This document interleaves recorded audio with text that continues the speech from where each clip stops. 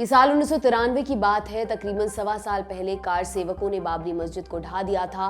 इसके बाद पूरा देश दंगों की आग में झुलसा, सरकारें बर्खास्त हुई, जांच कमीशन बने और फिर लोग इस सबको एक बुरे सपने की तरह भूलने की कोशिश करने लगे। मुंबई शहर ने अपने जख्मों को अपनी भागदौड़ से ढक लिया था। इसी भागदौड़ के बीच मार्च का महीना आया। 12 तारीख शुक्रवार का दिन बॉम्बे स्टॉक एक्सचेंज में आम दिनों की तरह हलचल थी। दोपहर के करीब 1:30 बजे एक्सचेंज की 28 मंजिला इमारत का बेसमेंट एक जोरदार धमाके से दहल उठा।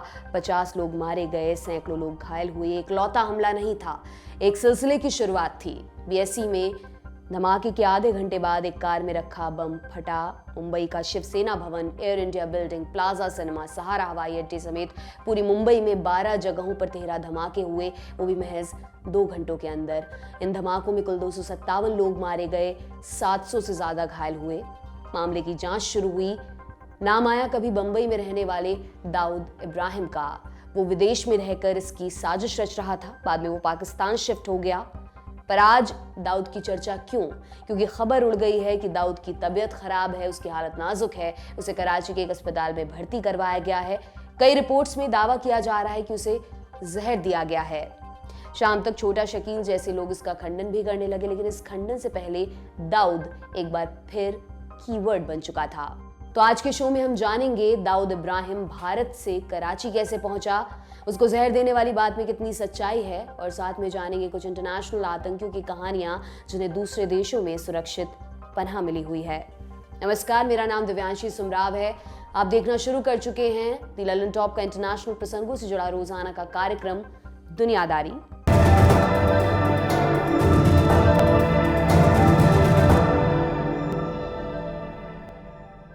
सबसे पहले बात दाऊद इब्राहिम की। दाऊद इब्राहिम की पैदाइश साल 1955 में मुंबई में हुई थी।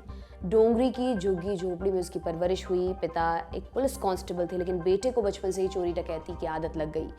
उसकी ये आदत उम्र के साथ बढ़ती गई। इलाके में उसका रसूख भी बढ़ता गया।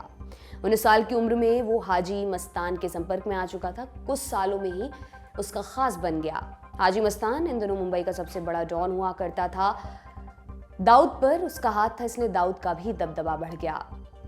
12 फरवरी 1981 की बात है। दाऊद अपने भाई शब्बीर इब्राहिम कसकर के साथ कहीं जा रहा था। दूसरी गैंग वालों ने उन पर हमला कर दिया। इसमें शब्बीर की मौत हो गई। दाऊद बच निकला, लेकिन भाई की हत्या का बदला लेने की उसने कसम खा ली। 3 साल बाद उसने भाई के हत्यारों को मार डाला। इसी साल हाजी मस्तान गैंग वॉर की वजह से दुबई भाग गया। अब अवैध धंधों में दाऊद का एक छत्र राज चलने लगा। वो विदेश से आने वाली गोल्ड, ड्रग्स और महंगे सामान की स्मगलिंग करने लगा, लेकिन एक हत्या के आरोप में मुंबई पुलिस ने उसे वांटेड घोषित कर दिया। इससे बचने के लिए दाऊद को दुबई भागना पड़ा। दुबई जाने के बाद दाऊद ने छोटा राजन की मदद से अपना धंधा मुंबई में कायम रखा। कहा जाता है एक समय उसके गैंग में 5000 से ज्यादा लोग काम करते थे और वो करोड़ों रुपए का अवैध धंधा करता था। 6 दिसंबर 1992 को कार सेवकों ने बाबरी मस्जिद गिरा दी। देश भर में दंगे हुए। कहा जाता है इसी का बदला लेने के लिए साल 1993 में दाऊद ने मुंबई में 13 धमाके कराए। इसमें 250 से ज्यादा लोगों की मौत हुई। इसके बाद भारतीय जांच एजेंसियां उसके पीछे हाथ धोकर पड़ गईं। कहा जाता है इसी साल दाऊद ने कराची में शरण ली। वहां भी उसने रियल एस्टेट बिजनेस में इन्वेस्ट किया और तब से वहीं पर रह रहा है। भारत और अमेरिकी सरकार ने उसे आतंकवादी घोषित किया हुआ है। उस पर $25 मिलियन माने करीब 2000 करोड़ का इनाम रखा हुआ है। हालिया मामला ये कि मीडिया रिपोर्ट्स में दाऊद को जहर देने की बात कही जा रही है। कहा यह भी गया कि वो कराची के अस्पताल में भर्ती है और उसकी हालत गंभीर है। इस मामले को विस्तार से समझना चाहते हैं तो आज का ललन टॉप शो आप जरूर देखें, उसमें इस पर विस्तार से बात की गई है। ये तो रहा दाऊद का मामला, लेकिन ऐसे कई अंतर्राष्ट्रीय आतंकी रहे हैं जिन्हें दूसरे देशों में सेफ हेवन मिला। आइए इनमें से कुछ की कहानियां आपको बताते हैं। सबसे पहले बात उसामा बिन लादेन की।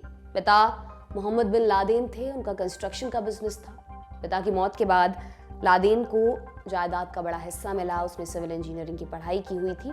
सब कुछ ठीक चल रहा था, लेकिन पढ़ाई के बाद वो शेख अब्दुल्ला आजम के संपर्क में आ गया। आजम के विचार थे कि इस्लामिक राष्ट्रों को विदेशी दखल से आज़ाद होना चाहिए। वो अमेरिका की मुखालफत किया करते थे। उनके विचार धार्मिक कट्टरपंथ को बढ़ावा देने वाले थे। ओसामा आजम से इतना प्रभावित हुआ कि उसे अपना मेंटोर बना लिया।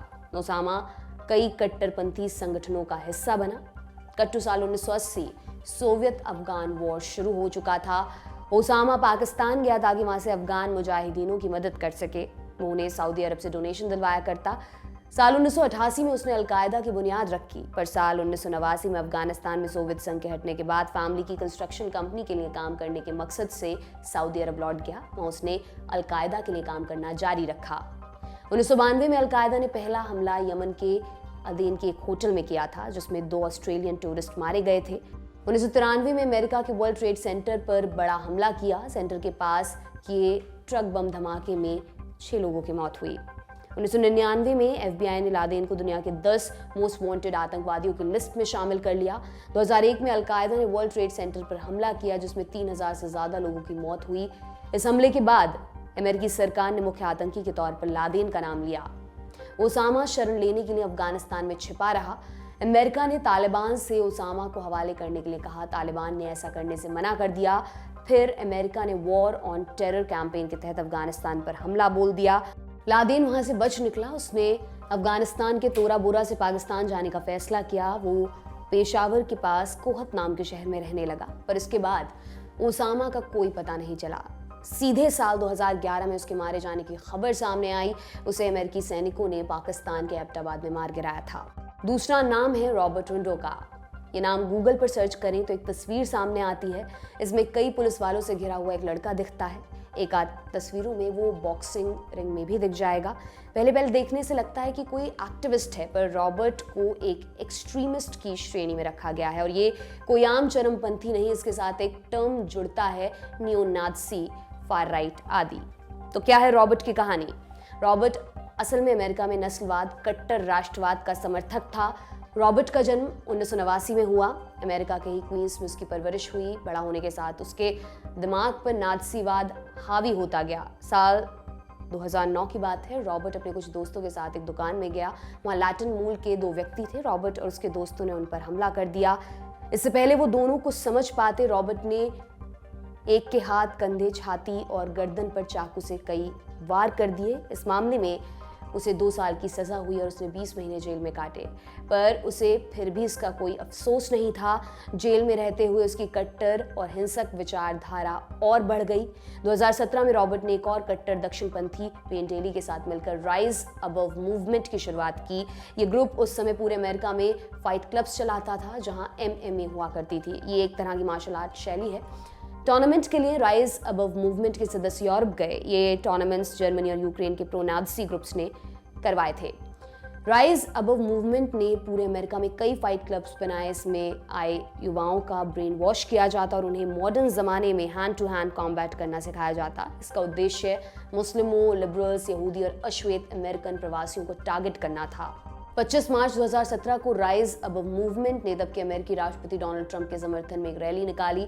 इस रैली के दौरान ही रॉबर्ट के एक साथी टाइलर लॉबी ने एक पत्रकार के चेहरे पर 3 मुक्के मारे। इसके बाद अप्रैल 2017 में राइज अबव मूवमेंट ने एक और रैली निकाली, इस बार बर्कले, कैलिफोर्निया में। यहाँ भी रॉबर्ट और उसके समर्थकों ने कई लोगों को मारा। 2018 में FBI ने रॉबर्ट को अरेस्ट कर लिया। 2019 में उसे रिहाई मिली, जिसके बाद उसने अमेरिका छोड़ बाहर पनाह ले ली, पर बाहर से भी उसने अमेरिका में नफरत फैलाना जारी रखा।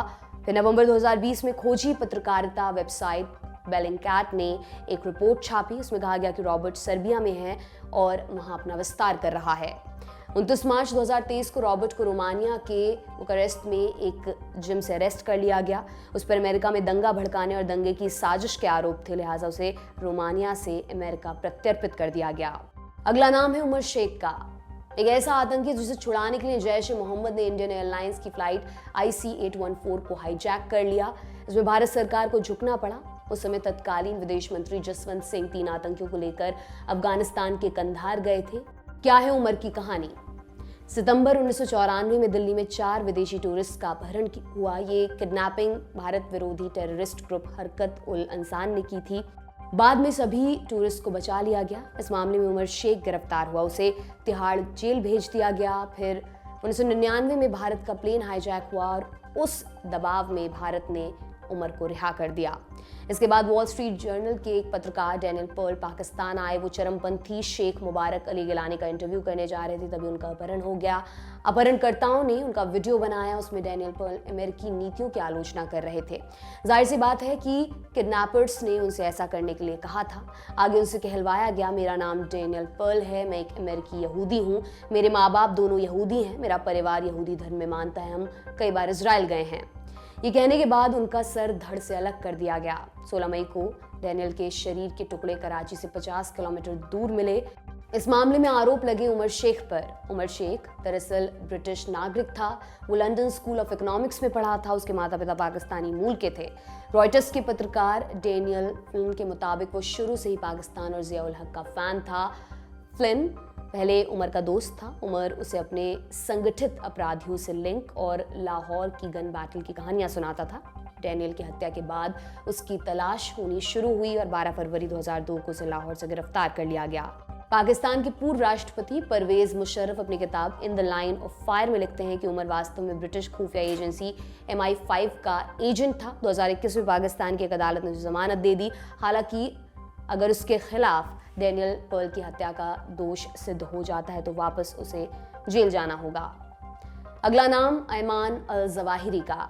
अयमान अल जवाहिरी उसामा का राइट हैंड कहलाता था। 19 जून 1951 को मिस्र की राजधानी कायरो के मादी इलाके में उसकी पैदाइश हुई। पिता फार्माकोलॉजी यानी औषध शास्त्र के प्रोफेसर थे। चाचा अल अजहर नाम की एक इस्लामिक यूनिवर्सिटी में बड़े इमाम हुआ करते थे। नाना सऊदी अरब सहित कई देशों में मिस्र के राजदूत रह चुके थे। जवाहिरी ने मेडिकल की पढ़ाई की, 3 साल आर्मी में बिताए और फिर 1978 में सर्जरी में मास्टर्स की डिग्री लेकर वो डॉक्टर बन गया। लेकिन इसी दौरान वो कट्टरपंथी लोगों के संपर्क में आ गया। अब डॉक्टरी के साथ उसने अल जिहाद नाम का संगठन भी चलाया। 1981 में उसे पहली बार जेल हुई। वही मामला जो हमने शुरुआत में बताया था, राष्ट्रपति अनवर सादात की हत्या के मामले में अल जवाहिरी भी पकड़ा गया, लेकिन हथियार रखने के जुर्म में उसे सिर्फ 3 साल की सजा हुई। 1984 में जेल से बाहर निकलकर उसने मिस्र छोड़ दिया और सऊदी अरब चला गया। वहाँ जेद्दा में उसने अपनी प्रैक्टिस शुरू की। इसी दौर में वो पाकिस्तान भी गया, जहाँ सोवियत अफगान जंग का उस पर खासा असर हुआ। CIA की रिपोर्ट के अनुसार उसामा और जवाहिरी की मुलाकात पेशावर में हुई थी। वहीं कुछ जगह बताया जाता है दोनों जेद्दा के एक अस्पताल में मिले थे। दोनों ने मिलकर कई आतंकी घटनाओं को अंजाम दिया। 1998 तक अल जवाहिरी अपना अलग संगठन चलाता रहा। फिर उसामा के कॉल पर उसने अपने संगठन का अलकायदा में विलय कर दिया। साल 2003 तक वो अलकायदा के रिलीज के वीडियो में उसामा के साथ दिखता था। अमेरिकी इंटेलिजेंस के हिसाब से उसने पाकिस्तान के कबीलाई इलाकों में शरण ले रखी थी। इसके बाद अमेरिकी सुरक्षा बलों और अल जवाहिरी के बीच चूहे बिल्ली के खेल का एक लंबा दौर शुरू हुआ। साल 2011 में उसामा की मौत के बाद लगा कि उसकी भी मौत हो गई है, लेकिन उसने वीडियो रिलीज कर सबको चौंका दिया। वो अलकायदा का चीफ बना। साल 2020 में वो काबुल के शेरपुर इलाके में शिफ्ट हुआ। CIA को इसकी जानकारी मिली। 2 साल CIA ने प्लानिंग की और जुलाई 2022 में उसे मार गिराया गया। तो आज की दुनियादारी में बस इतना ही। कल फिर आपसे मुलाकात होगी। इसी उम्मीद के साथ मैं विदा लेती हूँ। शुक्रिया। शुभ रात्रि।